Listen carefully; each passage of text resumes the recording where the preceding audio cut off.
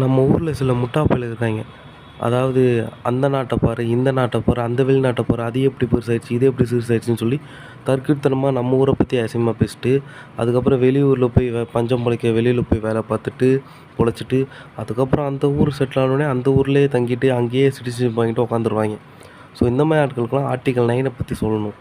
Article 9 என்னன்னா, for example நம்ம இந்த சினிமா படம் பார்த்த மாரி, ஒத்த ஆளுக்கு நான் 5 சிட்டிசன்ஷிப் இருக்கு. நம்ம 5 சிட்டிசன்ஷிப் வாங்கலாம்னா, அது வாய்ப்பே கிடையாது. சிட்டிசன்ஷிப்ன்றது இந்தியாவ பொறுத்தவரைக்கும் ஒரே ஒரு சிட்டிசன்ஷிப் மட்டும் தான். நம்ம அந்த படத்துல வர மாரி 5 இருக்கு, 6 இருக்கு அதெல்லாம் வைக்கவே முடியாது. இந்தியாவுக்கு ஒண்ணே ஒண்ணு தான். அப்படி வெளிநாட்ல போய் ஒரு சிட்டிசன்ஷிப் வாங்கணும்னா, அப்ப அந்த சிட்டிசன்ஷிப் தான் வாங்கணும். அது ஆட்டோமேட்டிக்கா இந்தியால சிட்டிசன்ஷிப் கேன்சல் ஆயிரும். ஸோ இதான் உண்ம.